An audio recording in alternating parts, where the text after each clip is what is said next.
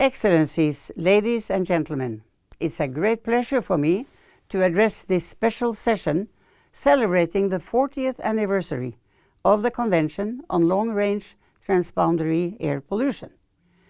This convention is the oldest multilateral environmental treaty. I am proud to be one of the founders at that time as Environment Minister of Norway. It all started in the 60s and 70s, when science clearly showed that air pollution caused acidification in lakes. Acid rain became a major public and political concern, not least in Scandinavia. Fish more or less disappeared in many lakes and rivers that had produced rich catches of trout and salmon. The Nordic countries joined forces and promoted the need to reduce air pollution through effective international cooperation. An important event in my work took place in 1978. I was invited by the Soviet Union to discuss the topic of acid rain. We agreed to introduce the idea of a convention.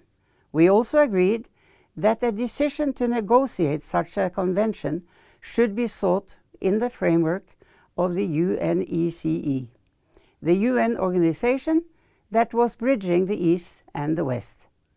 The Nordic countries argued for an instrument with legally binding commitments to reduce emissions. Other countries wanted weaker obligations. The compromise was to have a process-oriented convention with a firm objective. In 1979, 32 parties signed the convention. In 1985, the first sulfur protocol containing binding commitments to reduce emissions was adopted. Politically, the dieback of forests in Central Europe and scientific findings of acidification in the UK had made a difference. It even resulted in Margaret Thatcher turning. She decided to pay an official visit to Norway in the fall of 1986, where she launched new policies on air pollution. By then, my government was back in office and I had the honor to host her.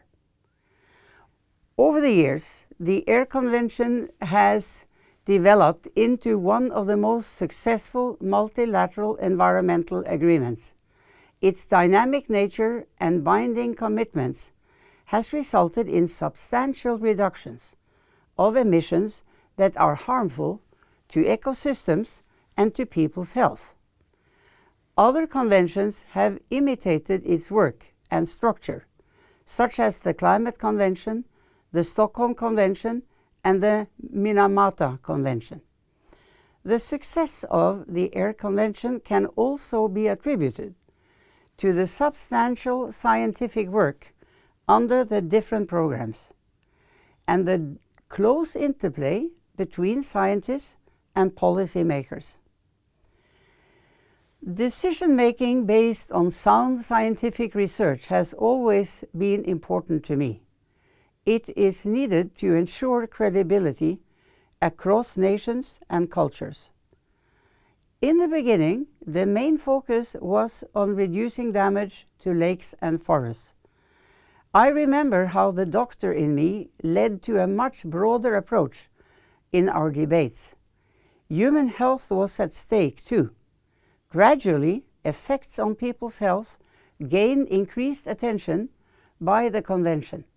Today, WHO tells us that millions of people each year die prematurely due to air pollution. Interactions between air pollution and climate change have also become a concern. These are important areas of work for the Air Convention in the future. Now, other regions of the world also face air pollution problems.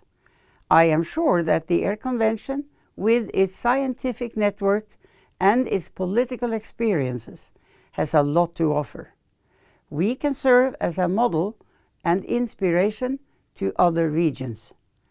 I congratulate all those who during the years have contributed to the scientific work and the political development of the Convention and its protocols. I wish all of you good luck in making the Convention fit for the future, so it can continue to stay as relevant as it has been during these past 40 years. Thank you.